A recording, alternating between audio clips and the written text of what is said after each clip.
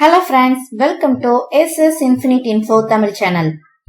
இன்னைக்கு நான் சொல்ல போற டாபிக் உங்க எல்லாத்துக்குமே ரொம்ப யூஸ்ஃபுல்லா இருக்கும். அதாவது நம்ம டே டு டே லைஃப்ல எடுக்கிற சில வகையான உணவுப் பொருட்கள் சரியா நம்ம சமைக்காட்டா அதனால வரும் ஆபத்து என்னென்ன அப்படிங்கறத இந்த வீடியோல சொல்ல போறேன்.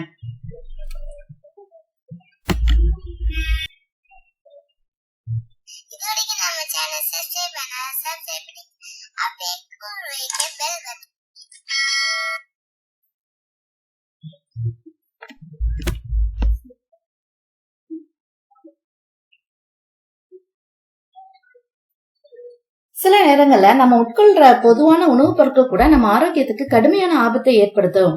அதாவது நம்ம சாப்பிடுற அந்த உணவுப் பொருட்களை சரியான முறையில நம்ம சமைச்சு சாப்பிடல அப்படின்னா அது நம்மளுக்கு பல வகையான ஆபத்துக்களை எடுத்து நம்ம உடம்புல கொண்டு வருது.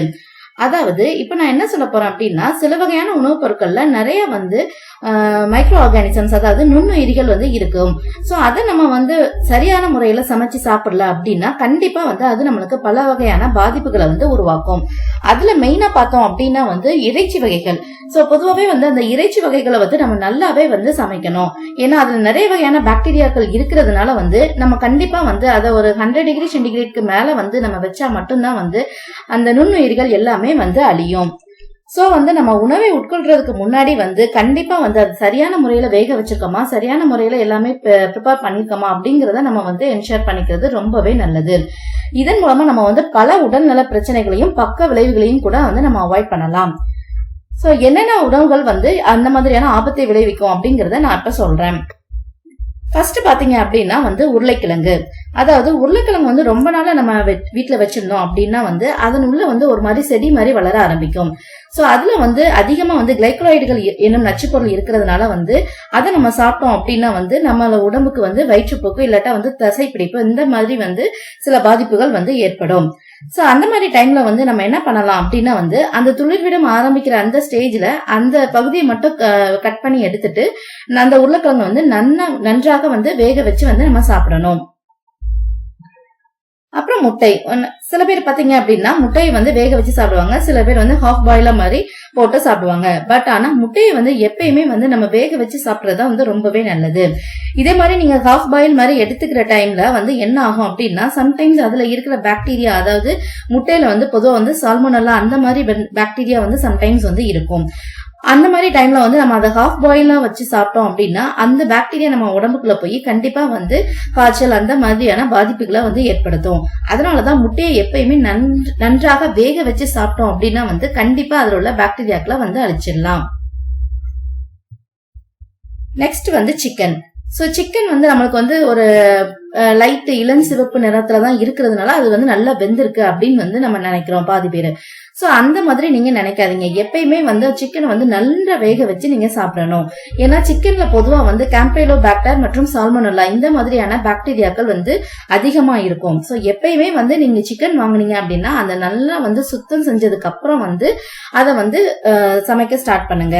அதே மாதிரி அந்த சிக்கனை வேக வைக்கிற டெம்பரேச்சர் எப்பயுமே ஒரு 165 டிகிரி சென்டிகிரேட் அடையிற வரை நம்ம அதை கண்டிப்பா வேக வச்சுட்டே இருக்கணும். அப்பனாதான் இந்த வகையான பாக்டீரியாக்கள் சப்போஸ் அதுல இருந்தது அப்படின்னா அது ஈஸியாவே கில் ஆயிடும். மரவள்ளிக்கிழங்கு. மரவள்ளிக்கிழங்குல பொதுவா அதிகமான கார்போஹைட்ரேட் இருக்குது. ஆனா அதை நம்ம சமைக்கிறதுக்கு முன்னாடி என்ன பண்ணணும் அப்படின்னா, கண்டிப்பா 24 மணி நேரத்துக்கு முன்னாடியே அதை தண்ணீர்ல ஊற வச்சு சாப்பிடணும். ஏன்னா இதுலயும் சில விதமான பாக்டீரியாக்கள் இருக்கிறதுனால கண்டிப்பா நம்மளுக்கு நோய்களை ஏற்படுத்தும். சோ 24 மணி நேரத்துக்கு கண்டிப்பா அதை தண்ணீர்ல ஊற வச்சு நீங்க அதுக்கப்புறம் அதை சரியான முறையில் வேக வச்சு சாப்பிட்டீங்க அப்படின்னா இந்த வகையான நோய் பாதிப்புல இருந்து நம்ம ஈஸியா விடுபடலாம். முளைக்கட்டிய பயிர்கள். அதாவது பச்சை பயிறு, வெந்தயம் மற்றும் சூரியகாந்தி இந்த மாதிரியான சில வகையான முளைக்கட்டிய பயிர்கள் இருக்கும். சோ இதெல்லாம் நம்ம ஒழுங்கா கிளீன் பண்ணாம சாப்பிட்டோம் அப்படின்னா கண்டிப்பா அது தொற்று நோய்க்கான ஆபத்தை ஏற்படுத்தும். பிகாஸ் இதுல உங்களுக்கு லிஸ்டீரியா, E.Coli மற்றும் சால்மோனல்லா இந்த மாதிரியான நுண்ணுயிர்கள் சம்டைம்ஸ் இருக்கலாம்.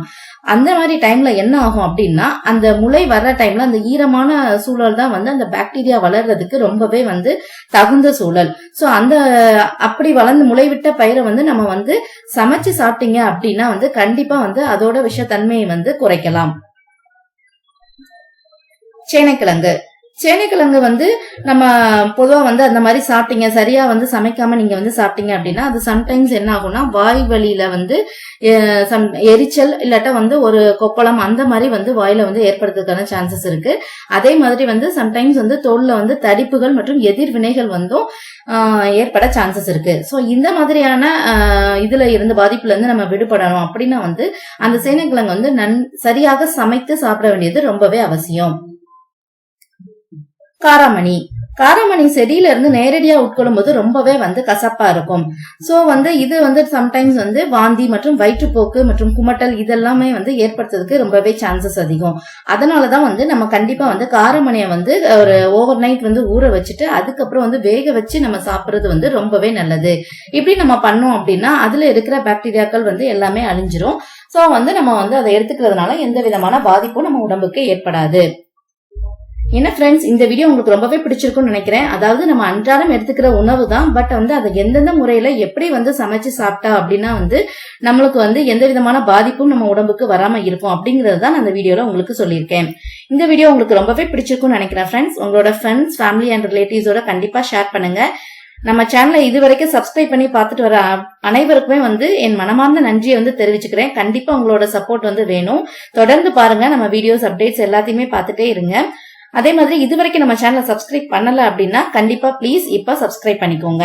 Thank you friends.